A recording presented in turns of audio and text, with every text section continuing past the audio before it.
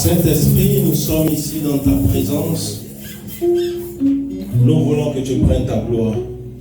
Démontre-toi. Parle à chacun de nous.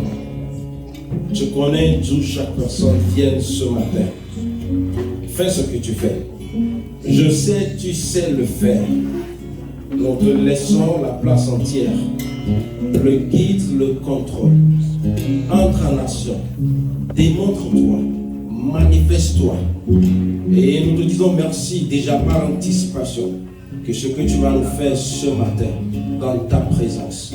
Au nom de Jésus-Christ, nous prions. Amen. Amen. Acclamons notre Seigneur Jésus.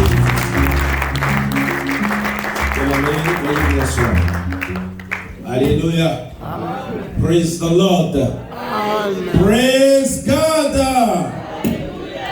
Que Dieu vous bénisse ce matin.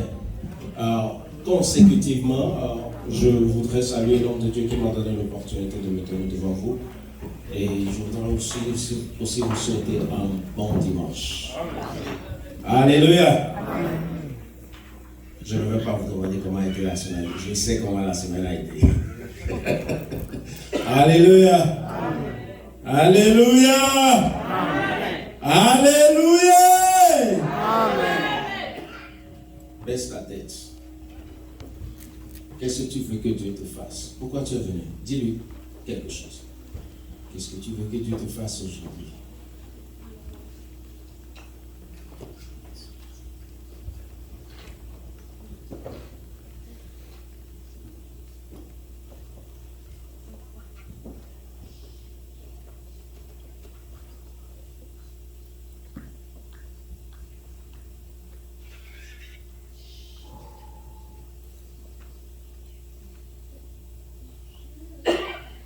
Dans le nom de Jésus, nous avons prié.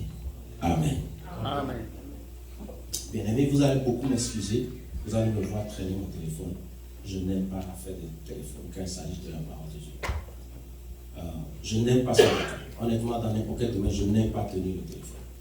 Mais je suis obligé de le faire ce matin parce que ma prédication préparée normalement. Ce matin, je voulais imprimer ça et puis ça me dit quelque chose de bizarre. J'ai tout fait ça encore lâché.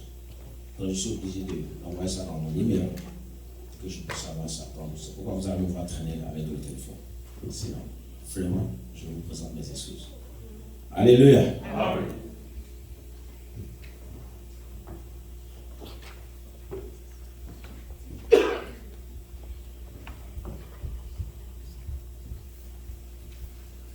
Ce matin, je voudrais m'entretenir avec vous sur un thème appelé le combat de la frustration. Demandez à celui qui est à côté de vous, demandez est-ce qu'il est frustré. Demandez-vous ça.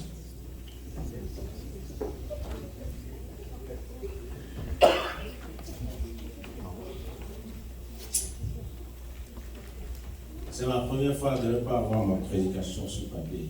Je ne sais pas, j'ai dit Seigneur, je ne sais pas comment tu vas faire ça. Mais je vais me laisser aller quand même. Qu'est-ce que la personne a répondu? Non. La personne a souri.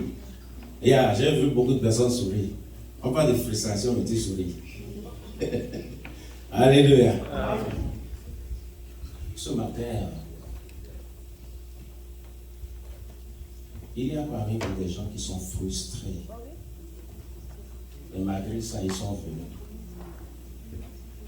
Même si vous avez essayé de sourire, vous avez forcé le sourire. Vous avez de sérieuses frustrations dans vos maisons, dans votre vie, dans votre vécu quotidien. Mais vous essayez de manager. Le Seigneur m'envoie ce matin pour vous parler. Et je suis sûr, comme il m'a pris mes papiers, il ne veut pas que je parle beaucoup. Il me connaît. Il sait que je parle beaucoup. Mais il me dit de vous dire,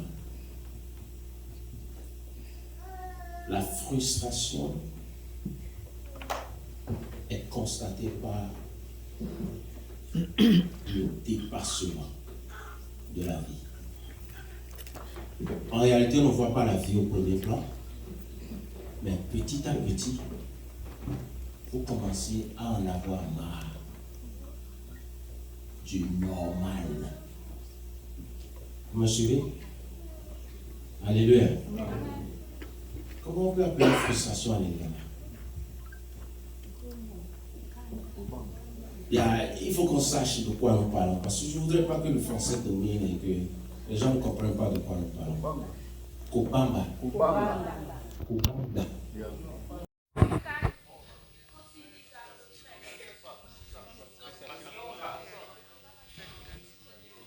Vous voyez, l'Esprit de Dieu veut qu'on sache ça avant qu'on ne commence. Parce que je ne parle pas lingala. La frustration. Jamais.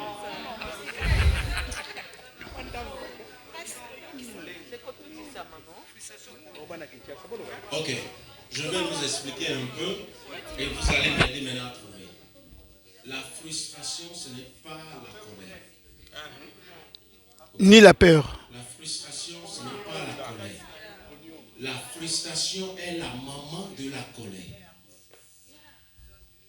La frustration, c'est un ensemble d'événements qui se passent dans votre vie qui dégagent maintenant la fatigue corporelle. Mais vous voyez que vous n'y arrivez pas. Qui dégage l'abattement. Vous dites? L'abattement. L'abattement. Vous êtes abattu. Mais malgré ça, vous devez continuer. Vous n'avez pas le choix. Hein? La frustration, son disciple, c'est la fatigue. C'est le dépassement, l'abattement. C'est-à-dire, vous faites ce que vous pouvez faire, mais vous ne voyez pas le résultat. Maintenant, la frustration commence maintenant lorsque vous commencez à vous poser des questions. Est-ce que ce que vous faites là, vous le faites bien? Et vous regardez à côté de vous, vous voyez d'autres personnes aussi le font. Peut-être eux, ils ont un rendement. Mais vous vous demandez, vous êtes né sous quelle étoile? Vous me suivez? La frustration, c'est lorsque ton âme commence à te parler, à te poser des questions dont tu n'as pas la réponse. Parce que pour répondre à ton âme, tu regardes autour de toi, ta vie. Parce qu'en ce moment, tu ne peux pas te mentir. Alors, revenons maintenant à l'Ingala. C'est quoi la frustration?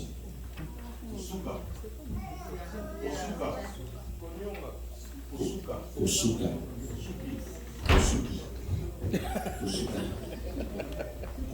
Kusuka. Ok. Hein? Mais l'essentiel, vous comprenez de quoi nous parlons maintenant? Bien aimé. La frustration, c'est seulement les gens qui ont un rendement à donner, mais sur une période de temps. Hein? La frustration ne vient pas parce que j'étais mal parlé. Ok? C'est un mauvais français quand je dis oh non, il m'a parlé là, moi, vraiment, je suis frustré. Non. La frustration, c'est le résultat d'une longue période d'action. C'est l'accumulation des éléments. Ok? Vous avalez, vous acceptez, vous tolérez, vous continuez quand même, vous faites votre effort, vous continuez, mais malgré ça, vous ne voyez pas le résultat. Hein? Vous avez chaud, mais il n'y a pas la sueur sur votre front.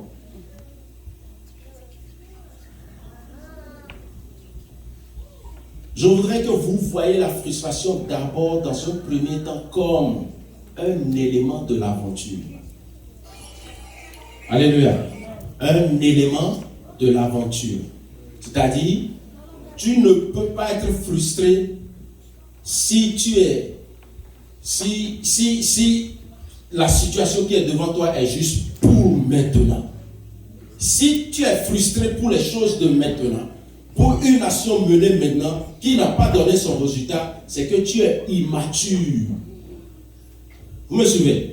La frustration vient après action. Et le Seigneur voudrait nous dire ce matin le danger que représente la frustration lorsque vous ne la gérez pas bien. La frustration fait partie de votre aventure sur la terre. Hein? C'est pourquoi la Bible dit, vous pouvez vous mettre en colère, mais ne péchez pas. Alléluia. Être mari pour une femme qui a reçu une autre éducation et que désormais vous devez vivre surtout avec affaire de... Moi je dis souvent à maman, je dis, les femmes, les filles chrétiennes, elles ne savent pas la chance qu'elles ont, hein, parce que à cause de l'église, à cause de la parole de Dieu, lorsque je me marie à toi, je suis condamné à vie. Vous ne savez pas que c'est une frustration? Oh, hey, disons-nous la vérité. Vous savez, je ne veux pas vous dire maintenant parce que comme je suis devant vous, vous me voyez parmi les leaders, que si je n'étais pas chrétien et que je me suis marié à votre soeur, qu'est-ce qui prouve qu'on ne serait encore ensemble jusque-là? Rien. Et vous savez bien, je suis un beau garçon, n'est-ce pas? N'est-ce pas, madame? Mais j'allais jamais faire voir ailleurs. Vous savez pourquoi? Parce que les une semaine qu'on aurait passé ensemble, les un mois qu'on aurait passé ensemble, les nuits qu'on aurait passées ensemble, les conversations qu'on aurait eues ensemble, j'allais déjà montrer qui je suis, elle aurait déjà montré qui elle est, et personne ne veut accepter personne, et on va essayer une fois, deux fois, ça ne marche pas, on va commencer à reculer. La frustration vient après une certaine accumulation d'actions. Beaucoup de personnes veulent rentrer à la maison, rentrer au pays. Et s'ils ont les moyens, ils vont rentrer. Moi, je me rappelle, il fut dans le passé, je disais, si je peux trouver 100 000 $, je vais rentrer. Quand j'ai eu 100 000 $, je ne suis plus rentré. Mais qu'est-ce qui peut amener à parler comme ça? C'est la frustration. Le diable utilise ça pour vous déstabiliser. Maintenant, nous voulons parler aux chrétiens maintenant. Ok? Je vous vois comme des chrétiens, n'est-ce pas? Bien-aimés, venez aux États-Unis, restez dans ce pays en tant qu'immigrant. C'est toute une vie de frustration. Ok. Alors dans le livre de Nombres, chapitre 20. Nombres, chapitre 20. Le verset 2 jusqu'à 13. À cause de nos frères, nos jeunes frères, nos enfants qui sont des écoliers, des élèves dans cette église, je voudrais lire aujourd'hui en anglais. Alléluia. Je voudrais lire, même si on ne peut pas dire toute la prédication en anglais, ils vont au moins écouter ça là-dedans. Alléluia. Nombre chapitre 20, nous commençons à partir du verset 2. Now there was no water for the community, and the people gathered in opposition to Moses and Aaron. They quarreled with Moses and said, if only we have died when our brothers fell dead before the Lord. Why did you bring the Lord's community in the wilderness that we and our livestock should die here? Why did you bring us up out of Egypt to the territory, place it has not again of fig, grapes, wine, pomegranates, and there is no water to drink? Maintenant, je voudrais maintenant que le français lise ça. Au moins, nos enfants au moins vont digérer ça en attendant. Que le français nous lise ça, le reste maintenant. Nombre chapitre 20. Chapitre 20, à partir du verset 2. Je commence par le deuxième verset. Oui. Il n'y avait point d'eau pour l'assemblée. Il n'y avait pas de l'eau pour l'assemblée. Et l'on se souleva contre Moïse et Aaron. Ok. Le peuple chercha querelle à Moïse. Ok. Il dit, que n'avons-nous expiré quand nos frères expiraient devant l'Éternel? Pourquoi avez-vous fait venir l'assemblée de l'Éternel dans ce désert? pour que nous y mourions, nous et notre bétail.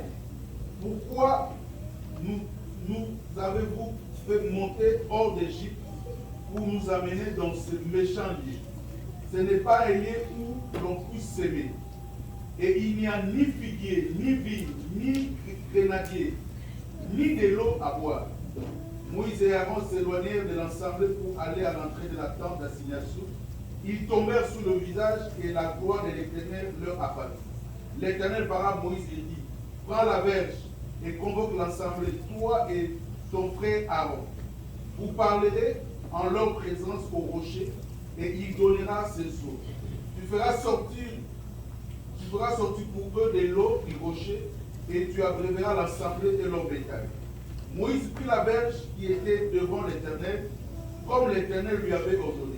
Moïse et Aaron convoquèrent l'assemblée en face du rocher, et Moïse leur dit, écoutez donc, rebelles, est-ce de ces rochers que nous vous ferons sortir de l'eau? Puis Moïse leva la main et frappa 2 fois le rocher avec sa verge. Et il sortit de l'eau en abondance, l'assemblée but et le bétail aussi. Alors l'Éternel dit à Moïse et Aaron, parce que vous n'avez pas cru en moi pour me sanctifier aux yeux des enfants d'Israël, vous ne ferez point entrer cette assemblée dans le pays que je lui donne. Ce sont les eaux de Mériba, où les enfants d'Israël consultèrent avec l'Éternel, qui fut sanctifié en eux. Merci beaucoup. Veuillez vous asseoir.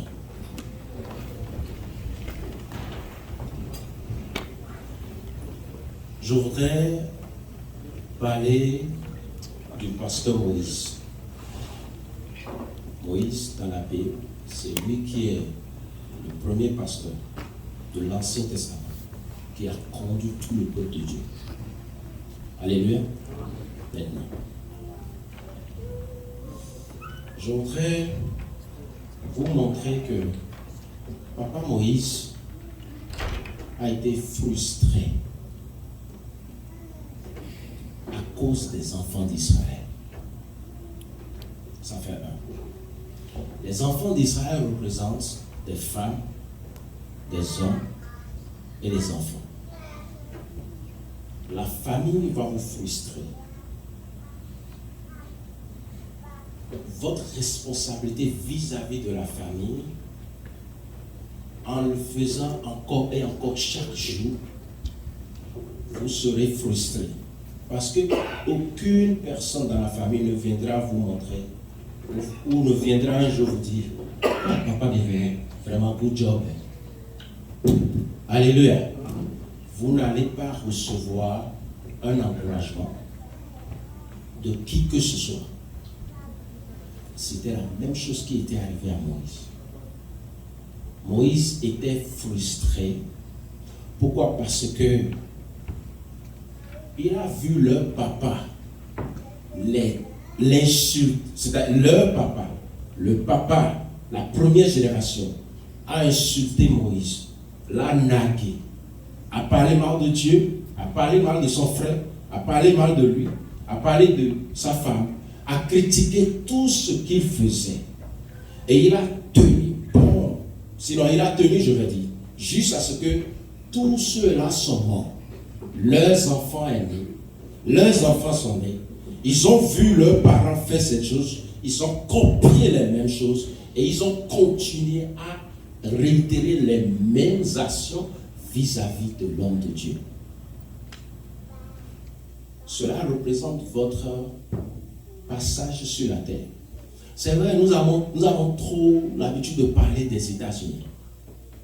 Mais les États-Unis ne sont qu'un petit point sur votre I. Et votre I, c'est votre destinée. Bien-aimés, je voudrais vous dire, votre passage sur la terre, c'est ça le grand États-Unis là même. Et je nous dis que, même si vous venez à l'église, même si vous devenez pasteur, même si vous êtes homme de Dieu, vous allez passer par le désert. Mais la question est que, êtes-vous en mesure de supporter tout ce qui vous fera avoir de frustration? C'est ça la plus grande question. Parce que nous voyons avec l'histoire que nous venons de lire, la dernière fois, ce monsieur était celui qu'ils ont insulté, et c'est lui qui a encore amené la solution. Et Dieu a dit de faire le serpent, n'est-ce pas? Nous le voyons ici maintenant. Et la Bible nous dit, aux première phrase, pasteur, lisez-moi la toute première phrase. La toute première phrase, ça dit quoi? La toute première phrase. Oui. Il n'y avait point d'eau dans l'assemblée. Il n'y avait point d'eau dans le désert. Ils ont commencé à insulter Moïse. Ils ont commencé à insulter Dieu. Moïse n'avait-il pas soif lui aussi? Aaron n'avait-il pas soif lui aussi? Les problèmes qu'avait Israël étaient différents des problèmes que Moïse et son staff avaient. Donc quand nous passons par le désert de la vie, et quand nous faisons notre aventure de la vie en tant que chrétiens, ici nous ne parlons pas des gens du monde, nous parlons du peuple de Dieu. Nous devons savoir que ça n'a rien à voir avec notre nouvelle religion actuellement. Ça n'a rien à voir avec désormais le fait que nous sommes en Jésus-Christ maintenant. Mais nous tous devons subir toutes les frustrations possibles. Mais garde à celui qui va se laisser dominer par sa frustration. Cette personne n'ira pas sur la terre promise. Regardez, la terre promise, j'étais dans la voiture, je suis en train de penser à quelque chose. Je vous ai dit le dimanche que Moïse, quand il est mort, finalement, on l'a pris, n'est-ce pas? C'est la fin de ceci, non? Et Dieu a dit, parce que tu n'as pas obéi et tu m'as dénigré devant le peuple de Dieu, tu ne vas pas entrer sur la terre promise. Mais regardez, cette terre promise est comparée là au fait que quand il est mort, finalement, on l'a pris. La terre promise dont nous parlons, ce que votre frustration peut vous empêcher d'avoir, c'est tout ce qui est bonheur sur la terre ici. Ça va vous permettre de rater ça. Même si vous allez au ciel. Mais pour aller au ciel aussi, vous devez avoir vraiment une relation sérieuse avec Dieu. Parce qu'il a fallu que Dieu lui-même descende à bas pour intervenir et pour tirer la mort de Moïse de la main du diable, de l'esprit mauvais. Sinon, Moïse serait quelque part en enfer actuellement. Ce qui veut dire, les choses derrière lesquelles nous courons, elles ne sont pas mauvaises. Mais les frustrations qu'elles vont nous amener peuvent nous sortir de la voie de la destinée. Quand nous parlons de la destinée, nous ne parlons pas encore du royaume des cieux. Mais la frustration elle-même, en tant qu'humain, peut te faire démériter, peut te faire rater. Ce pourquoi tu te cherches le matin et tu viens dormir ça et tu sors, tu cours en gauche, tu vas tout rater après avoir sué. La frustration, ça amène la colère. Est-ce qu'il vous est jamais arrivé d'aimer quelqu'un? Je ne parle pas des couples. Non, même, bon, aimer, il y en a plusieurs domaines, n'est-ce pas? Et que tout ce que vous faites pour la personne ne voit pas. Il vous est arrivé ça? Hein? Tout ce que vous donnez à la personne vous voit et il rit seulement. Pendant que vous espérez leur résultat. Pendant que après avoir fait telle chose à tel niveau, vous voulez que la personne réagisse de telle façon. N'est-ce pas? Parce que la frustration est née de l'investissement. Je répète, la frustration est née de l'investissement. Si tu n'as pas investi quelque part, tu ne peux pas être frustré. Amen. Amen. Bien-aimés dans le Seigneur, venir dans ce pays, c'est bon. Aller à Walmart, aller à Farmland, aller à Kraft, aller partout et aller travailler, c'est bon. Mais si à la fin de la semaine, à la fin du mois, à la fin de l'année, et que vous voyez dans vos comptes, il n'y a rien, comment sentez-vous? Frustré. Vous êtes frustré. Est-ce que vous êtes frustré à cause du dernier chèque? Non. Voilà. Est-ce que vous êtes frustré à cause de tâches que vous avez fait? Mais vous regardez sur tout le plan. Sur combien ça vous a coûté de vous lever le matin? Combien ça vous a coûté de laisser les enfants? Oh, les gens emmènent les enfants chez moi. Ah, c'est pitoyable. À 3 heures du matin. Et ce parent va venir à quelle heure finalement? À 16h30, d'autres parents, les gens de Kilford vont venir 18h. combien de temps l'enfant va passer avec les parents avant d'aller au lit? Hein? Et je peux vous dire la vérité, ces enfants, vous voyez leur façon de parler, leur façon de faire les choses, c'est différent d'un enfant qui vit avec ses parents. Amen. Amen. Pourquoi? Parce que papa et maman investissent tout ailleurs. Et maintenant, ils vont espérer de cet enfant de devenir bon enfant après, ne sachant pas qu'ils sont en train de perdre tellement de choses sur cet enfant. Et cet enfant va connaître un grand retard dans sa croissance normale. Et on va appeler les sorciers, on va appeler les docteurs. Le docteur des États-Unis vont vous donner tous les noms possibles pour vous dire que c'est telle maladie, c'est telle chose. Pourquoi? Parce que il n'y a pas d'investissement. Et je peux vous dire, ces genres de situations, si vous regardez bien le parent, il n'est pas frustré parce qu'il ne sait même pas ce qui se passe. La frustration, c'est un bon produit qui atteste que vous avez investi quelque part.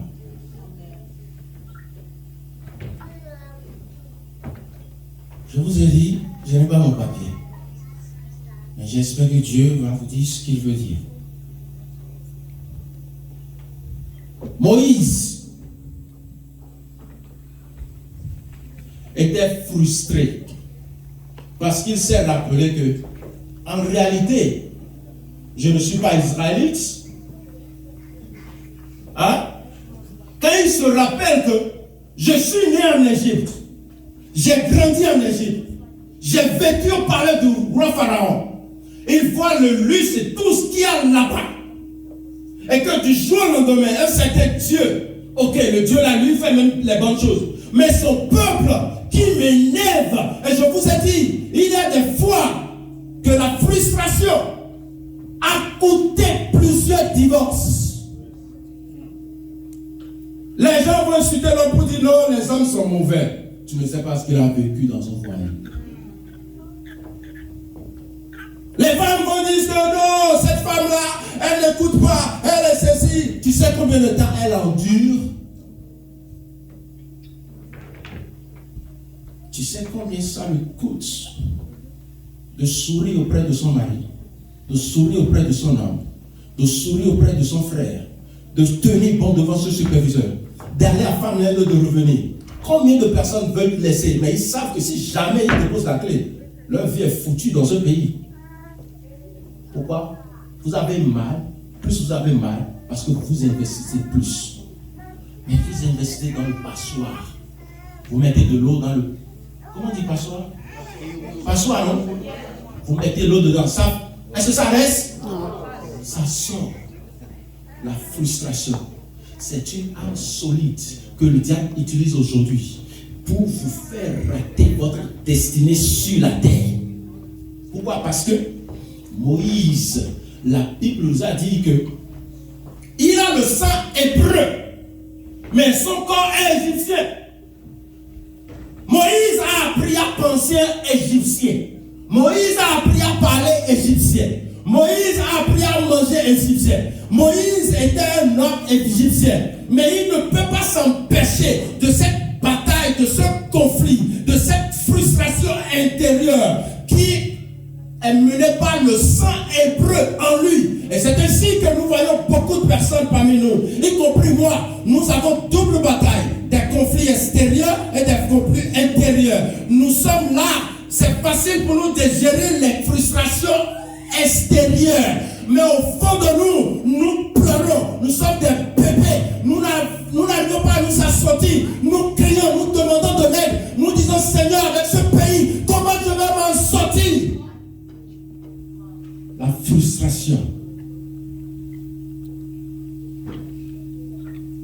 Bien-aimés dans le Seigneur, regardez ce que la frustration fait. La frustration vous fait faire le point de vos actions, de vos investissements. Et elle vous fait voir votre résultat négatif. Et elle vous dit abandonnez. Alléluia. Amen. Elle vous dit quoi? Abandonnez. Hey, va à Washington.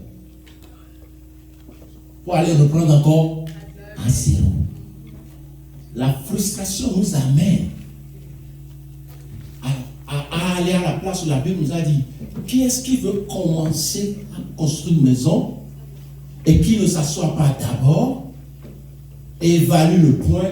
Si la personne ne finit pas, il serait un fou. Mais lorsqu'il s'agit de la destinée, combien de choses tu peux faire? Tu peux évaluer ta destinée avant de la commencer. Hein?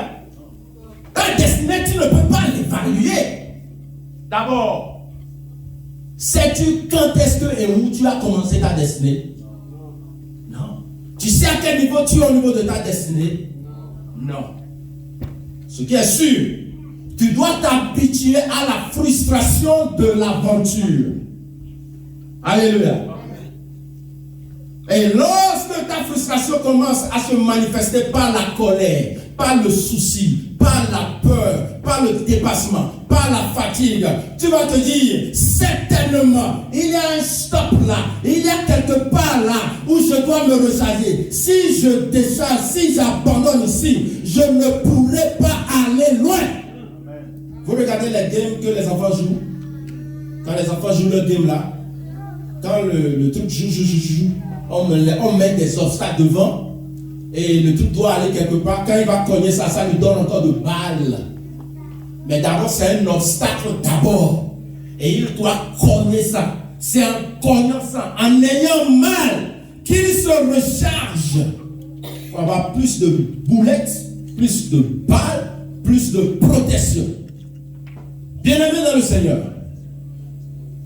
Moïse, la Bible nous a dit, quand il était encore en Égypte, avec son autorité, parce qu'il était prince, et il partait, il marchait dans le royaume égyptien, il voit un Égyptien et il voit un Israélite en train de se battre. Et en même temps, il y a eu deux conflits ajoutés à ce qu'il voit dehors. Deux conflits à son propre niveau, plus ce qu'il est en train de voir. Vais-je agir en tant qu'Israélite ou vais-je agir en tant qu'Égyptien?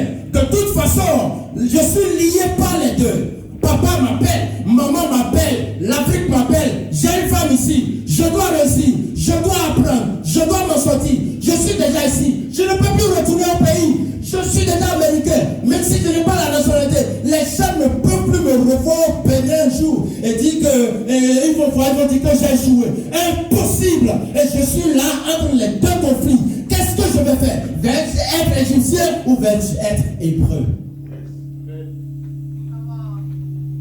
Qu'est-ce qui vous combat? Je n'ai pas besoin de vos réponses parce que je les sais. Les mêmes choses me combattent.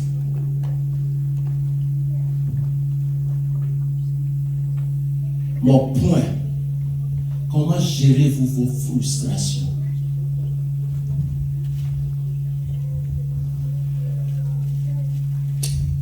Son nom c'est Moïse.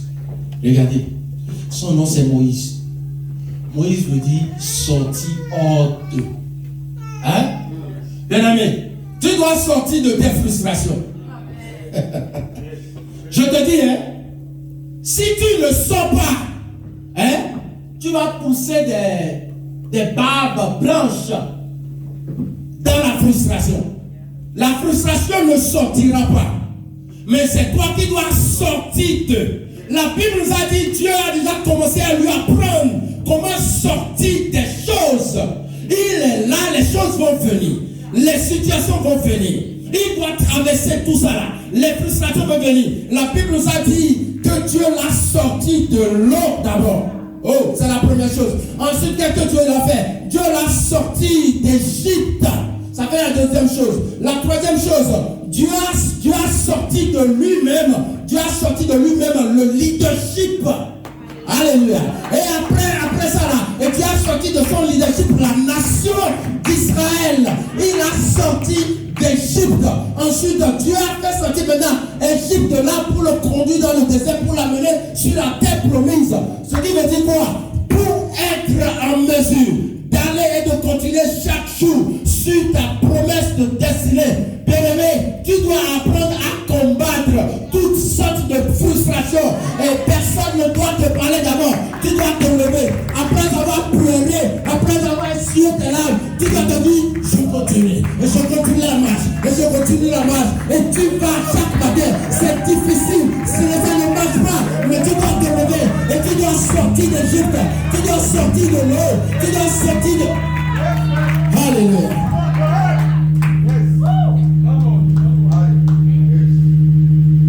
S'il vous plaît, qu'est-ce qu'il fait du bruit? Il y a un appareil qui...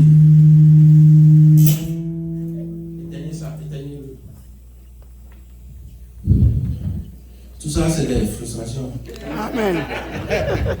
Il ne veut pas qu'on sorte. Il veut qu'on soit focalisé sur ça. Bien-aimés dans le Seigneur.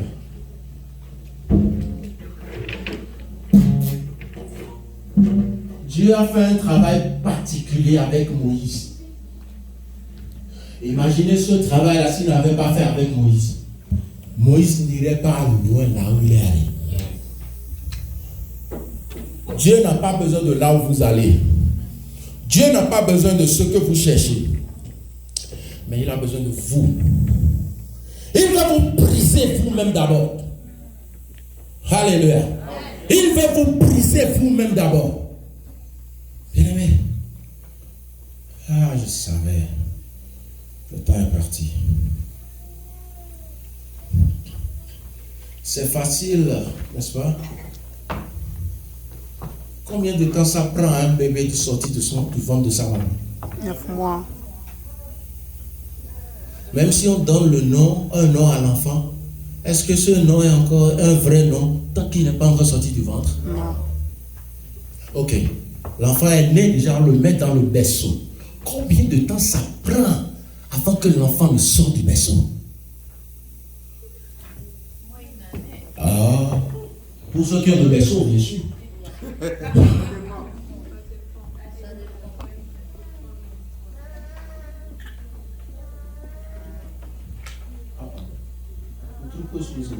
Sous la Bible, sous la Bible. Tout ça, c'est la frustration. Tout ça, c'est la frustration. Bien-aimé dans le Seigneur. Combien de temps ça prend pour qu'un bébé sorte du berceau? 2 ans. 2 ans. Combien de temps maman Géry combien de temps ça vous prend déjà avant que 16 enfants ne deviennent des adultes comme moi? Jusqu'à là où je vous dis, quand ma maman me parle, j'ai dit à ma femme, j'ai appris ça d'elle. Quand on me parle, je n'ai pas appris à regarder les yeux de quelqu'un. Une éducation africaine, n'est-ce pas? Ici aux États-Unis, si on te parle, un blanc te parle, tu ne regardes pas, c'est que tu es un menteur. Tu es un hypocrite. Et je suis oublié. Honnêtement, partout où je suis passé, je tombe d'abord avant que je me rappelle que bon, je suis dans une nouvelle culture. Sinon, quand on me parle, tu ne me verras pas regarder dans tes yeux comme ça. Et quand maman me parle encore, j'ai l'impression qu'elle est toujours encore en Afrique. Et je garde la tête baissée. Et je suis tout ce que vous savez. Mais pour elle, je suis Israël. Alléluia.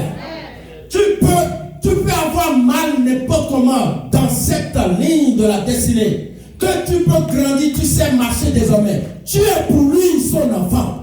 Alléluia. Maintenant, tu sais que tu as soif. Et avant, quand tu ne savais pas que tu n'as pas soif, qui prenait soin de toi?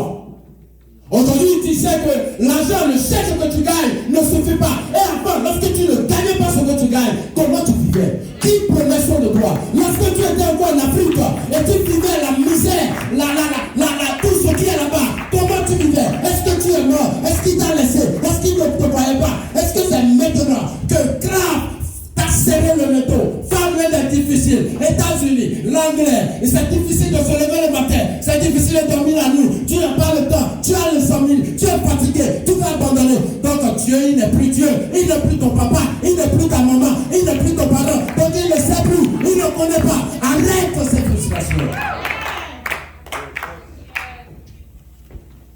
La Bible nous a dit, il prend soin de ses enfants.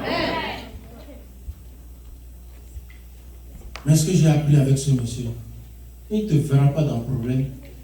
Et il ne viendra pas te faire papa bonheur, chéri coco, moi je te prends, je te sors. Non, il ne fera pas ça. Il va te laisser encore pleurer. Et tu sais ce qu'il va faire? Tout ce qu'il va faire, il va venir te chier les larmes. Alléluia. Alléluia. Il viendra t'essuyer les larmes. Il va te dire, fais comme ça, fais comme ça. Il va dire, fais comme ça, fais comme ça, fais comme ça, fais comme ça. Ça reste encore 2 kilomètres.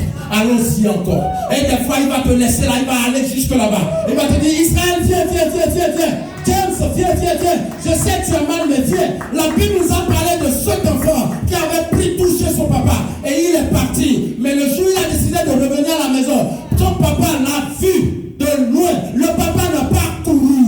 Mais qu'est-ce qu'il a fait? Il a attendu qu'il vienne lui-même. Bien-aimé, dans la frustration, tu dois sortir pour aller chez Dieu.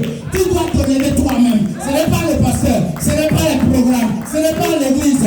Tu dois te lever et aller voir papa. On va prier pour toi, mais ça va prendre du temps.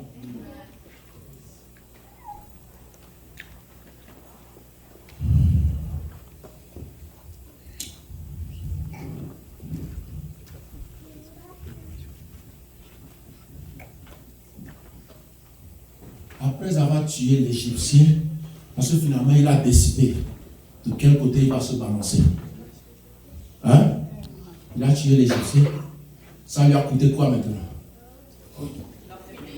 La fuite. Regardez. Lorsque tu arrives à certains points de ta destinée, hein, et tu franchis certaines étapes, c'est là où les situations vont se lever. Hein? Des choses qui vont te faire craquer. Des choses qui vont te faire peur. Vous avez déjà vu un adulte uriner dans le pantalon une fois? Le diable vous a déjà fait peur une fois? J'ai dit au pasteur la dernière fois, j'ai prêché un jour, mais il y avait une situation qui m'avait fait peur. Et j'avais dit ça dans la prédication, vous ne savez pas. Le diable m'a fait peur une fois. Bon, il me fait peur souvent. Hein? Bien aimé, le diable ne connaît pas tu es ancien, tu es pasteur, il s'en fiche. Il s'en fiche de qui tu es. Hein? Il sait seulement que tu es le fils de Dieu. C'est tout. Mais tu es aux États-Unis, tu es citoyen américain, tu gagnes le dollar. Tu montres que tu as le blé, ceci, c'est là, tu vois tes photos, tu mets sur Facebook, tu es ceci. Quand il te voit, il rit, ça veut dire, oh, cette petite là s'amuse vraiment. Alléluia. Vous savez les gens que le diable a peur d'eux, ce n'est pas les gens qui prient. C'est ceux qui savent se tenir solides dans la frustration.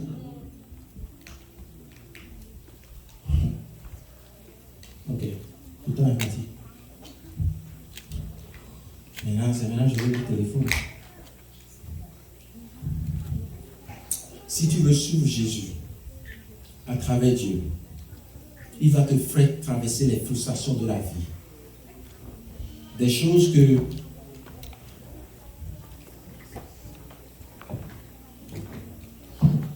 tu ne savais même pas que tu étais patient. Mais les frustrations vont faire sortir l'endurance et qui vont t'amener au lieu de l'impatience. Alléluia. Oh. Combien d'hommes, combien de femmes ont changé de personnalité depuis qu'ils sont mariés? Si je n'étais pas marié, tu crois que je peux supporter ce que une femme peut me faire? Non, je ne crois pas. Le président de mon pays il a dit, j'ai un peu l'orgueil dans mon sang. Là. C'est le président de mon pays qui dit ça. Parce que les gens l'insultent, les gens disent quoi que ce soit, mais il ne dit rien. Hein? Il est toujours fouka-fouka, il est toujours en forme. C'est que peu importe ce que les gens nous disent là, ce monsieur-là, il fait la diplomatie. Et un jour, on lui a demandé dans le public, mais avec tout ce que les gens disent, parce qu'il est venu avec une dictature démocratique. Je dis dictature démocratique. Mais tout ce qu'on lui dit, on fait rien. Mais on lui a demandé, comment tu fais? On dit, on dirait que j'ai un peu l'orgueil dans le sang. C'est ce qu'il a utilisé pour se camoufler. En réalité, il souffre. Mais il s'est tenu bon dans sa frustration.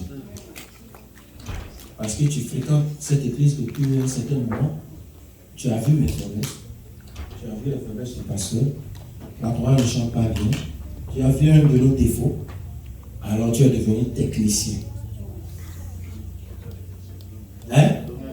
Donnant de leçons, parce que tu es frustré. En réalité, tu n'es pas frustré. On ne va pas au même endroit. Tu ne savais pas là où tu allais avant de passer par ici. Tu avais vu juste la porte ouverte et tu es entré dedans. Parce que si tu vas là où nous allons, si tu sais combien de choses nous-mêmes nous supportons pour venir, si tu sais combien de choses se passent dans nos maisons, et malgré ça, tu nous vois bien habillés, nous venons. Ah, tu allais rester de faire la récréation. Bien-aimé dans le Seigneur, je ne sais pas ce qui vous frustrate, ce qui est en train de vous frustrer. Mais quoi qu'il arrive, on a déjà dit le dimanche passé, lève les yeux. Hein? Vers le haut, vers les montagnes. Regarde le serpent derrière. N'est-ce pas? Lorsqu'on a prêché ça le dimanche passé, est-ce que ça a empêché que vous soyez mordus dans la semaine? Non. Il y a des gens qui sont bien encore mordus. Comme vous. Honnêtement, ma maman est venue dans mon bureau, elle a dit, je sens que quelque chose ne va pas. J'ai dit, c'est maintenant toi qui as vu ça. Alléluia. Ça, c'est la morsure qu'elle a vu ça. Combien de personnes sont mordues encore? Mais ce qui est bon, tu n'as pas besoin de prendre une bouteille d'abord. Regarde. Amen. Alléluia. Amen. Alléluia. Amen. Je voudrais vous dire, vous jeunes, qui est là, je vois mes jeunes de 10 ans, 12 ans, 15 ans, 20 ans. Le chemin est encore long. Hein? You still have a long way to go, guys. You still have a long way to go. You got so much on your table. You have no idea what is waiting for you. And you know what you need? You need to focus on Jesus. You need to learn from your parents. You need to learn from this church. You need to learn from what I'm doing. You need to learn from the pastor. You need to learn from your parents, from your friend, people, or anybody, even at work, at your school. Anyone who is doing good, you need to focus on that person to learn how to survive and to succeed. Otherwise, you're going to be beaten and you're going to die in the desert. I'm not praying for you for that. But you need to know what we're doing here. Do you know what we're doing here? Bien-aimé dans le Seigneur, pour finir, je ne peux pas lire le téléphone. J'ai appris que dans la vie, quand les gens m'appellent, je ne décroche pas. Vous avez appris ça? Et parlons vrai, ça aussi c'est une frustration, parlons vrai. Alléluia. J'ai appris que quand on appelle papa Israël, ne décroche pas. Et parlons vrai, non? Je suis déjà là, dis-moi ça la vérité, non? Alléluia. Bon, c'est pas une excuse, hein? C'est la vérité. Mais je ne le fais pas exprès. C'est tellement que une frustration quelque part. J'ai trouvé l'excuse, n'est-ce pas? Alléluia. Mais qu'est-ce que je veux dire, bien-aimé? Les enfants d'Israël ont amené Moïse jusqu'à bout. C'est comme ça la vie aussi vous amène jusqu'à bout.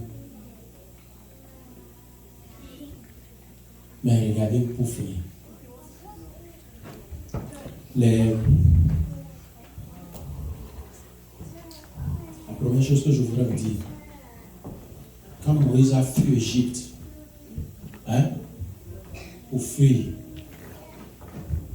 Dieu l'a encore ramené à ce qu'il fuit. Écoutez très bien.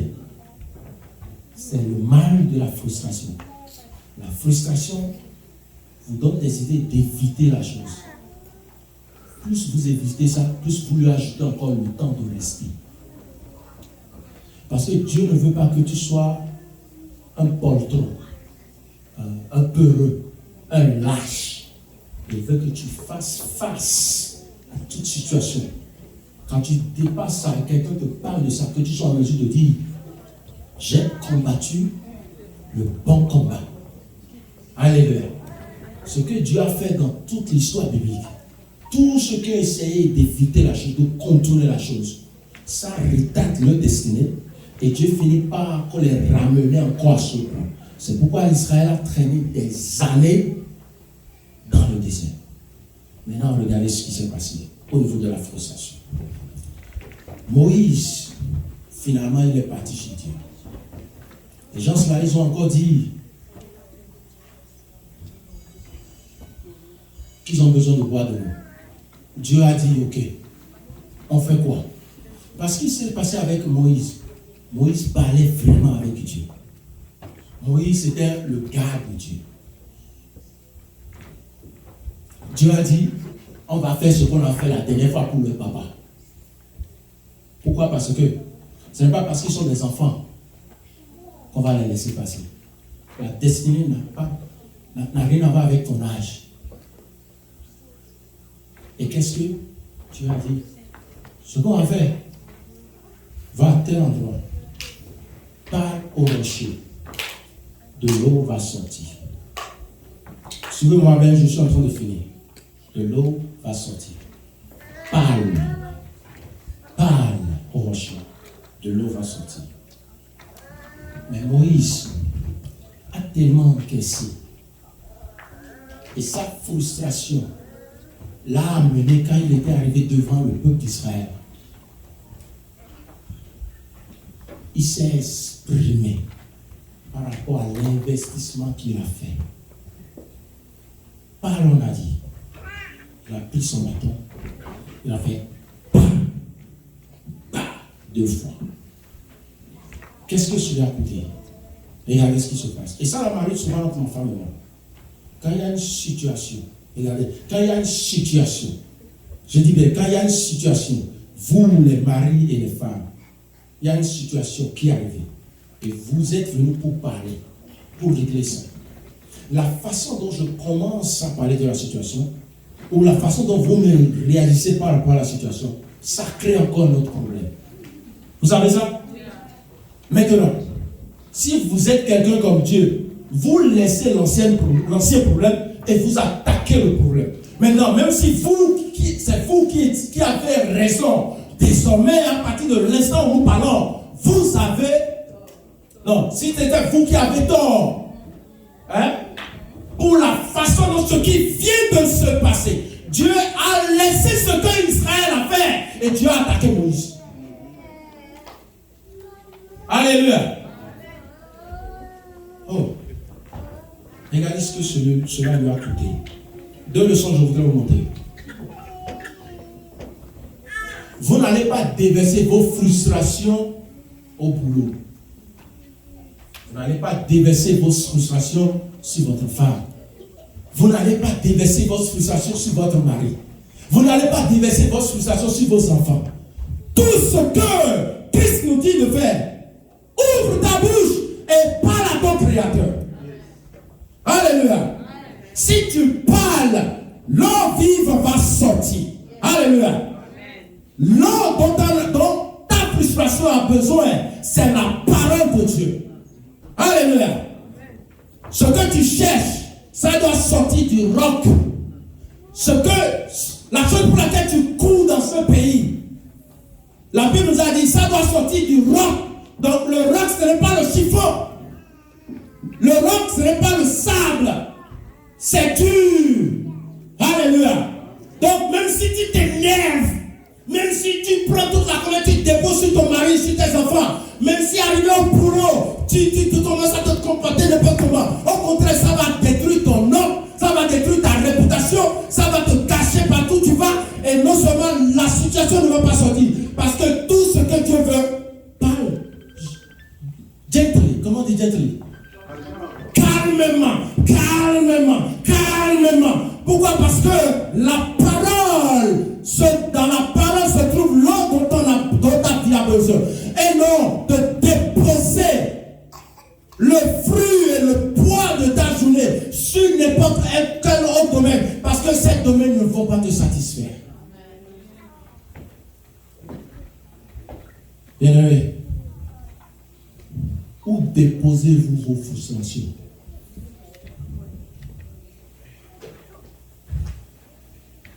Dommage, je ne veux pas lire ce qui est sur le portable.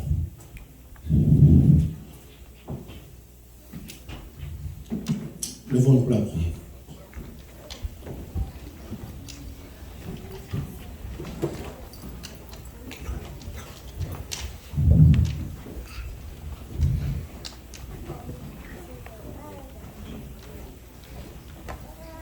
Tu vas dire, Seigneur, je ne veux pas faire de bêtises à cause de mes frustrations.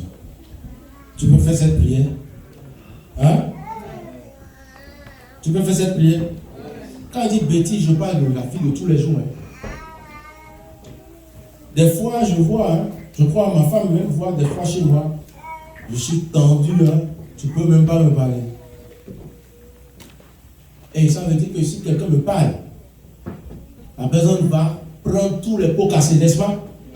Est-ce que vous est arrivé de faire de pareilles choses, n'est-ce pas?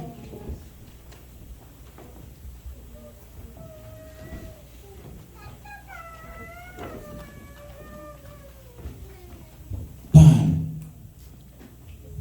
Vous voyez, lorsque vous ouvrez la bouche, vous parlez. Or, dans la semaine, ma petite fille, la deuxième, a vu son aîné, sa grande soeur. Elle s'est fâchée à cause de leur petite soeur. Et elle pleurait.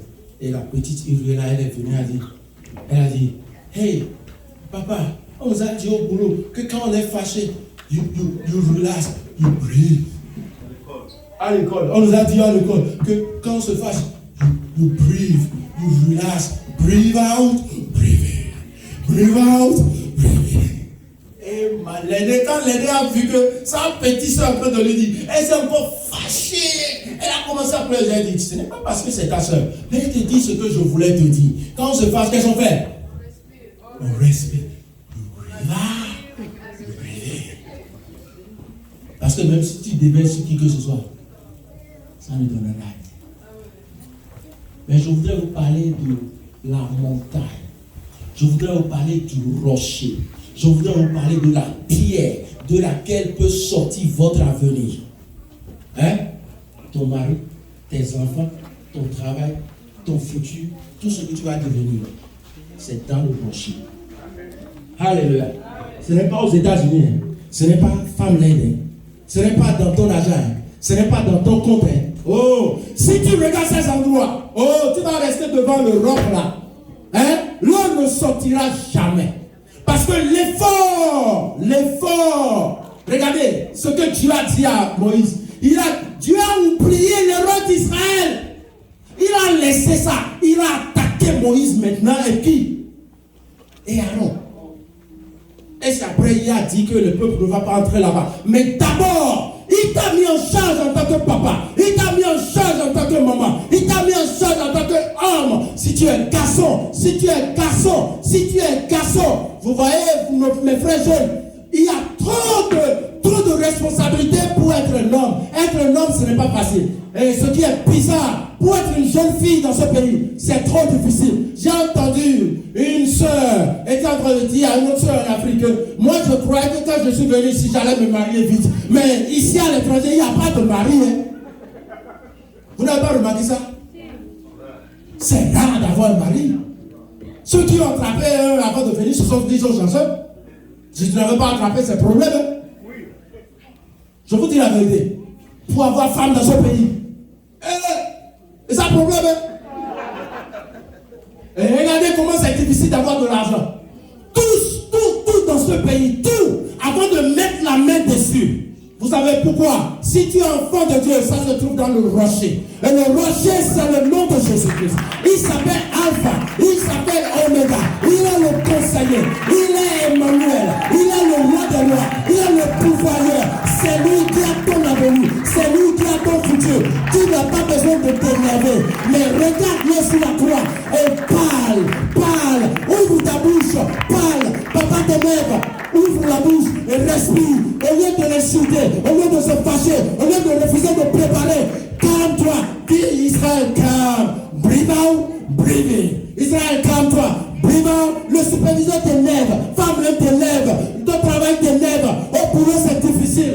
Papa ne te reconnaît pas tout ce que tu fais. Maman ne te reconnaît pas tout ce que tu fais. Les parents, ils s'en fichent de ce que tu vis à l'école. Tout ce qui peut t'arriver. Calme-toi. Breathe out. Breathe in et appelle le nom de Jésus-Christ. Parle-lui de ta situation. Ne viens pas me dire ça. Ce n'est pas la solution. Les États-Unis n'ont pas la solution. Je vous dis, tes parents n'ont pas la solution. Il est le rocher, il est la montagne, il est le roi des rois, il est le pouvoireur. Ton lendemain lui appartient. Alléluia.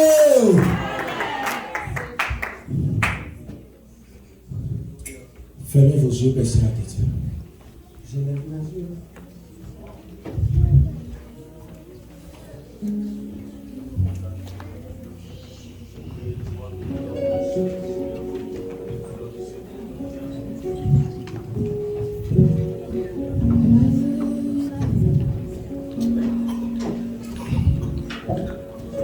Tu sais ce que tu vas dire à ton Dieu. Dis-lui que tu es fâché. Dis à ton Dieu que tu es fâché. Que tu as mal. C'est ce que je veux que tu fasses. Je ne veux pas que tu fasses du bruit. Si tu es vraiment frustré pour un sujet donné, pour un problème donné, pour un domaine donné, c'est ton enfant, après des années, qui crée de frustration. Pasteur James, c'est l'église. Ta frustration au niveau de l'église, dans un domaine donné. Oh, les amis, c'est votre travail. C'est votre avenir. Vous voyez que tout ce que vous faites, ça ne donne rien. Je voudrais que tu dises, Seigneur, j'ai mal. Je suis frustré. Après tel mois, telle année que je suis ici, j'ai très mal. J'ai la peur. Je suis dépassé. Je ne sais plus quoi faire. J'ai utilisé l'argent. J'ai utilisé nos États-Unis. J'ai utilisé tout ça, ne donne pas. Comment je vais faire? Oh, tu as peur? Tu as peur que cet homme va te laisser? Que cette femme va te laisser? Tu as peur que ton mariage va détruire? Tu as peur que la mort qui a frappé dans ta famille, toi aussi tu vas mourir? Tu as peur que la maladie qui tue les gens dans ta famille, toi aussi tu vas mourir parce que tu as déjà l'âge? Regarde le rocher et parle. Dis, Seigneur, je suis là, je suis venu te voir et je veux que tu me prennes. Je veux que tu me prennes. Je ne veux plus parler aux gens, je ne veux plus parler à Israël, mais je parle au rocher, le roi des rois. Tu peux faire telle chose. Prie dans le nom de Jésus-Christ.